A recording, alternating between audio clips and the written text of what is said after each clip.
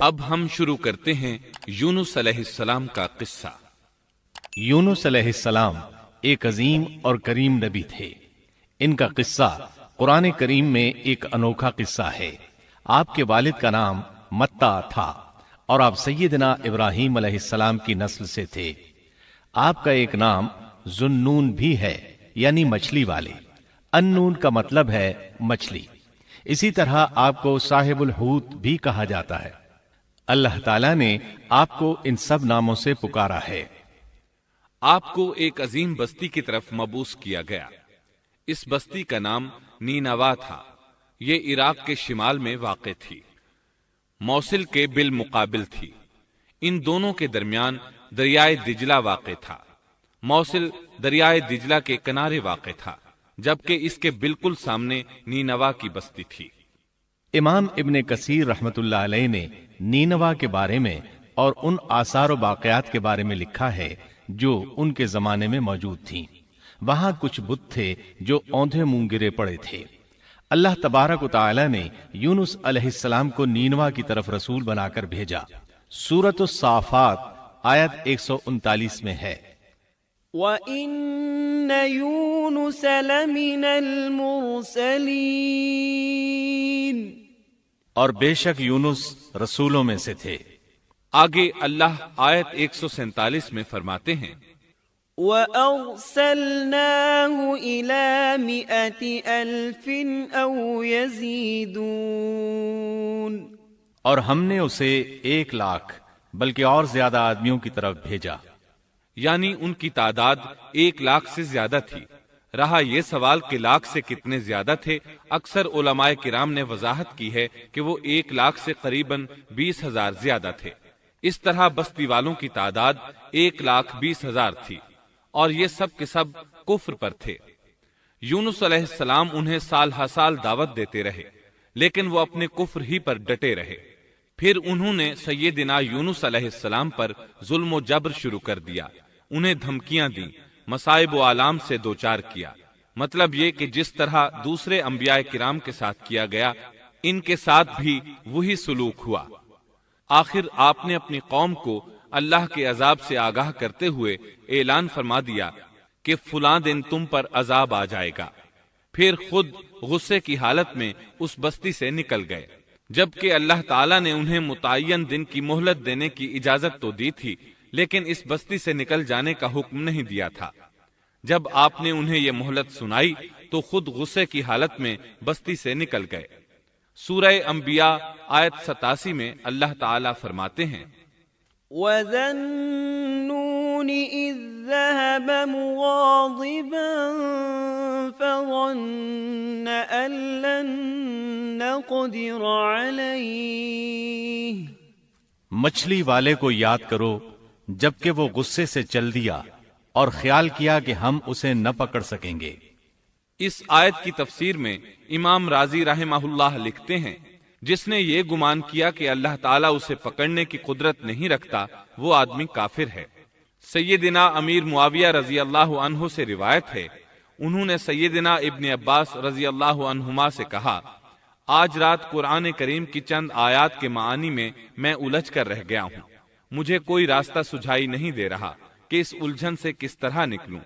مجھے بس آپ ایسے نظر آتے ہیں جو ان آیات کا مطلب بتا سکتے ہیں۔ کم از کم میں ان آیات کی تفسیر اور تعبیر نہیں سمجھ سکا۔ ابن عباس رضی اللہ عنہما نے پوچھا، وہ کون سی آیات ہیں؟ سیدنا امیر معاویہ رضی اللہ عنہ کہنے لگے، یونس علیہ السلام کا یہ خیال کرنا کہ اللہ تعالیٰ ان پر قدرت نہیں رکھتے۔ یہ سن کر سیدنا ابن عباس رضی اللہ عنہما نے فرمایا، اس سے مراد یہ نہیں۔ یہ لفظ قدر یہاں تنگی کے معنی میں آیا ہے، قدرت اور طاقت رکھنے کے معنی میں نہیں۔ اللہ تعالیٰ نے قدر بمعنی تنگی اور قدر بمعنی قدرت دونوں کا استعمال کیا ہے۔ تنگی کے معنی کی مثال سورۃ الطلاق آیت نمبر 7 میں ہے، وَمَن قُدِرَ عَلَيْهِ رِزْقُهُ فَلْيُنفِقْ مِمَّا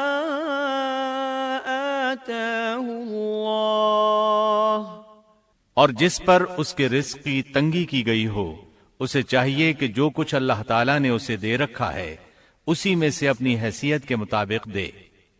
तो इस आयत में भी यही माना मुराद है कि उन्होंने गुमान कर लिया हम उन पर तंगी नहीं करेंगे, यानी उनका ख्याल ये था कि अगरचे वो अल्लाह ताला की इजाजत के बगैर निकल खड़े हुए हैं, फिर भी अल्लाह उन पर तंगी नहीं करेंगे, क्योंकि वो अल्लाह के एक मुअज़्ज़ज़ नबी और रसूल हैं और उनकी कौम के लोग अल्लाह की गिरफ्त और उसके अजाब के मुस्तहिक हैं। उन्हीं पर अल्लाह का अजाब नाजिल होने वाला है। इस अजाब की खबर उन्हें पहले ही सुना दी गई है और मोहलत दे दी गई है, मगर वो खुद अगरचे अल्लाह की इजाजत के बगैर ही चले आए हैं, फिर भी उन्हें सरजनिश नहीं की जाएगी और वो किसी गिरफ्त में नहीं आएंगे। अल्लाह ताला उनके लिए कोई तंगी नहीं फरमाएंगे। अल्लाह ताला सूरतुल अंबिया आयत 87 में फरमाते हैं, فظن أن لن نقدر عليه, उसने ख्याल किया कि हम उसे पकड़ नहीं सकेंगे। मतलब ये कि हम उन्हें कोई सजा नहीं करेंगे और उन पर किसी तरह की तंगी नहीं करेंगे, और वो समुंदर की तरफ चल दिए। उन्हीं दिनों में अजाब इलाही की कुछ अलामात नीनवा बस्ती पर जाहिर होना शुरू हो गईं। एक बहुत बड़ा स्याह बादल उनकी तरफ बढ़ने लगा। इस बादल में आग के शोले दिखाई देने लगे। उन लोगों ने ये बादल उन मुतय्यन दिनों में से पहले ही दिन देख लिया। उसको देखते ही वो समझ गए कि जिस तरह सैयदना यूनुस अलैहिस्सलाम ने उन्हें आगाह किया था, ये अजाब उन पर नाजिल होकर रहेगा, और जो अजाब सैयदना लूत अलैहिस्सलाम की कौम पर आया था वो उसके बारे में भी अच्छी तरह जानते थे। वो बस्ती उनकी बस्ती के करीब ही थी, इसलिए वो डर गए। उनके सरदार जमा हुए और कहने लगे, जैसे तुमसे पहले लोगों पर अजाब उतरा करते थे, तुम पर भी ये नाजिल होकर रहेगा। जल्दी करो, सब जमा हो जाओ। चुनाचे उन्होंने इस बात पर इत्तेफाक कर लिया कि सैयदना यूनुस अलैहिस्सलाम ने बिल्कुल सच फरमाया था। अल्लाह की कसम, ये बिल्कुल वही अजाब है, तुम अल्लाह के अजाब से नजात नहीं पा सकोगे। इससे बचने की एक ही सूरत है कि तुम ईमान ले आओ और तौबा कर लो। इस तरह वो सब के सब ईमान ले आए, लेकिन सैयदना यूनुस अलैहिस्सलाम वहां मौजूद नहीं थे। उनकी अदम मौजूदगी में ये सब के सब यानी 1,20,000 अफराद ईमान ले आए। उन्होंने पैबंद लगे कपड़े पहने और अल्लाह के हुजूर आजिजी, इनकिसारी और आहुजारी शुरू कर दी। रोने लगे, अल्लाह से बख्शिश मांगने लगे। फिर इसी हालत जार में बाहर खुले मैदान की तरफ निकल आए।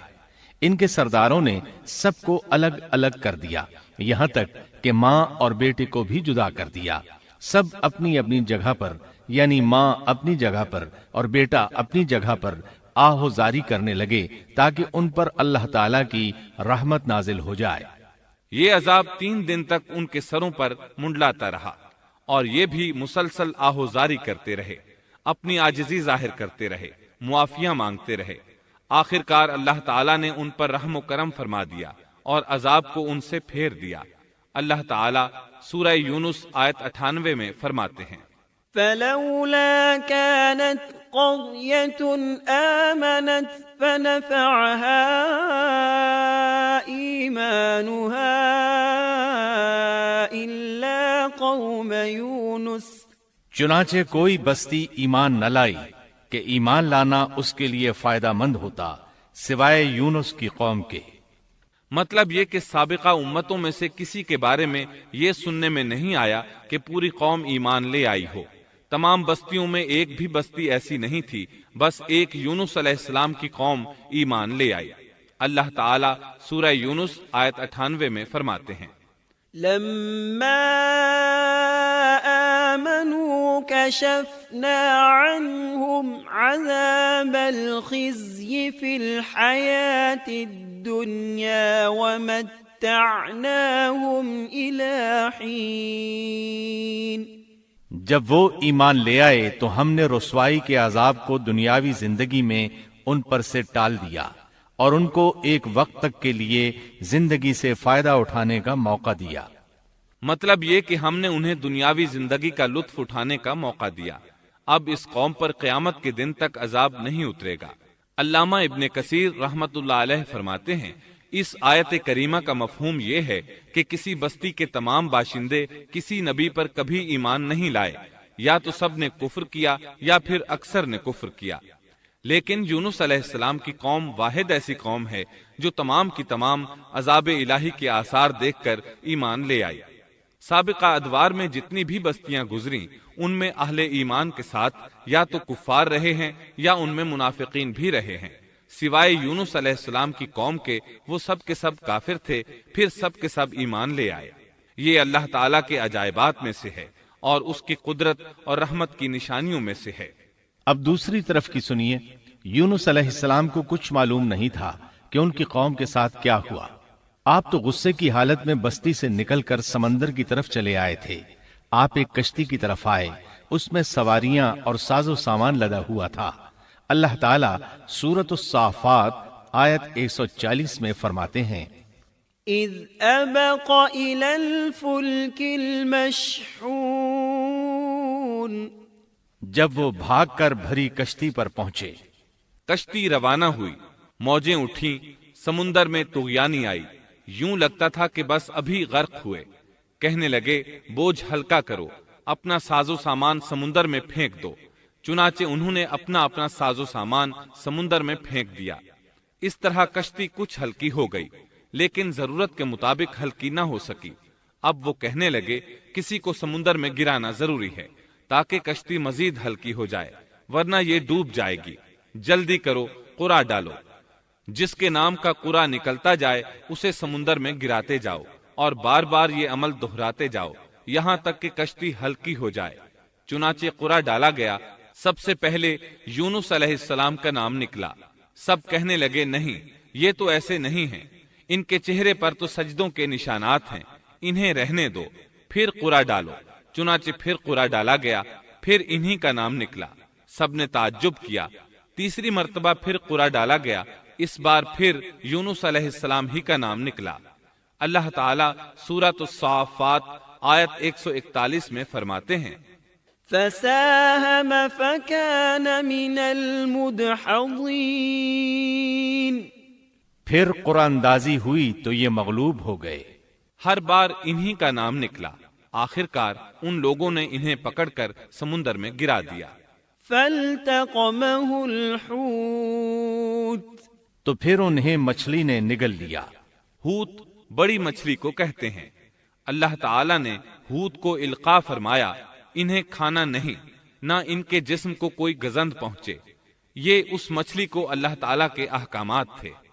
اللہ تعالیٰ سورۃ الصافات آیت 142 میں فرماتے ہیں، فالتقمه الحوت وهو مليم تو پھر انہیں مچھلی نے نگل لیا اور وہ خود اپنے آپ کو ملامت کرنے لگے۔ یعنی وہ سمجھ گئے کہ بار بار جو ان کا نام قرآن اندازی میں نکلتا رہا ہے تو وہی مقصود ہیں۔ چنانچہ خود کو ملامت کرنے لگے، اور یہ ملامت توبہ کی ابتدا ہے کہ انسان خود کو ملامت کرتا ہے۔ اب یونس علیہ السلام مچھلی کے پیٹ میں تھے۔ اللہ کی قدرت، آپ مچھلی کے پیٹ میں 3 دن تک رہے۔ بعض روایات میں 7 دن اور زیادہ سے زیادہ مدت 40 روز آئی ہے۔ آپ نے مچھلی کے پیٹ میں اللہ تعالیٰ کو پکارا۔ اللہ سورۃ الانبیاء آیت 87 میں فرماتے ہیں، فنادى في الظلمات آخر کار وہ اندھیروں کے اندر سے پکار اٹھے۔ علماء نے یہاں 3 اندھیروں کا ذکر کیا ہے، مچھلی کے پیٹ کا اندھیرا، سمندر کا اندھیرا اور رات کا اندھیرا۔ گویا ان پر یہ سارے اندھیرے اکٹھے ہو گئے تھے۔ اللہ سورۃ الصافات آیت 143 اور 144 میں فرماتے ہیں، فلولا أنه كان من المسبحين للبث في بطنه إلى يوم يبعثون پس اگر یہ پاکی بیان کرنے والوں میں سے نہ ہوتے تو لوگوں کے اٹھائے جانے کے دن تک اس کے پیٹ ہی میں رہتے۔ مطلب یہ کہ اگر آپ اللہ تبارک و تعالی کی تسبیح نہ بیان کرتے تو مچھلی کے پیٹ ہی میں رہتے۔ آپ نے دعا نہیں مانگی بلکہ اللہ عز و جل کی تسبیح بیان کی۔ روایات میں یوں بھی آتا ہے کہ جب مچھلی آپ کو سمندر کی اتھاہ گہرائی میں لے گئی تو آپ وہاں آبی مخلوقات کی تسبیحات کی آوازیں سننے لگے۔ گویا اللہ تعالیٰ نے انہیں القاء فرمایا کہ آپ بھی تسبیح کریں۔ اللہ سورۃ الانبیاء آیت 87 میں فرماتے ہیں، فنادى في الظلمات أن لا إله إلا أنت سبحانك إني كنت من الظالمين۔ بالآخر وہ اندھیروں کے اندر سے پکار اٹھا کہ الہی تیرے سوا کوئی معبود نہیں، تو پاک ہے، بے شک میں ظالموں میں ہو گیا۔ چنانچہ یونس علیہ السلام نے اس تسبیح کے الفاظ کو یوں ادا فرمایا، لا إله إلا أنت سبحانك إني كنت من الظالمين۔ امام احمد، امام ترمذی، امام نسائی اور دیگر آئمہ رحمہم اللہ نے یہ حدیث نقل کی ہے کہ یونس علیہ السلام کی وہ دعا جو انہوں نے مچھلی کے پیٹ میں مانگی تھی وہ یہی ہے، لا إله إلا أنت سبحانك إني كنت من الظالمين۔ جو بھی مسلمان یہ دعا اپنی کسی حاجت میں مانگے گا اللہ تعالیٰ اس کی دعا ضرور قبول فرمائے گا۔ یہ دعائے مستجاب ہے، مقبول دعاؤں میں سے ہے۔ اسی دعا کے بعد اللہ تعالیٰ نے یونس علیہ السلام کو اس پریشانی سے نجات عطا فرمائی۔ اللہ سورۃ الانبیاء آیت 88 میں فرماتے ہیں، فاستجبنا له ونجيناه من الغم وكذلك ننجي المؤمنين۔ تو ہم نے اس کی پکار سن لی اور اسے غم سے نجات دے دی، اور ہم ایمان والوں کو اسی طرح بچا لیا کرتے ہیں۔ ایک صحابی نے نبی کریم صلی اللہ علیہ وسلم سے پوچھا، اے اللہ کے رسول صلی اللہ علیہ وسلم، یونس علیہ السلام نے جو دعا مچھلی کے پیٹ میں مانگی کیا وہ صرف انہی کے لیے تھی یا ان کے بعد اہل ایمان کے لیے بھی ہے؟ تو آپ نے فرمایا، یہ دعا یونس علیہ السلام کے لیے خاص تھی اور سب اہل ایمان کے لیے عام ہے۔ کیا تم نے اللہ تعالیٰ کا یہ فرمان نہیں سنا؟ وَكَذَلِكَ نُنْجِي الْمُؤْمِنِينَ۔ اور ہم ایمان والوں کو اسی طرح بچا لیا کرتے ہیں۔ جو بھی اس دعا کو پڑھے گا اللہ اسے رنج و غم سے نجات دیں گے۔ ایک قول کے مطابق تقریباً 40 روز آپ کی شب و روز یہی دعا رہی۔ اس مدت کے ختم ہونے پر اللہ تعالیٰ نے آپ کی دعا کو قبولیت بخشی۔ مچھلی ساحل پر پہنچی، انہیں کنارے پر ڈالا اور واپس چلی گئی۔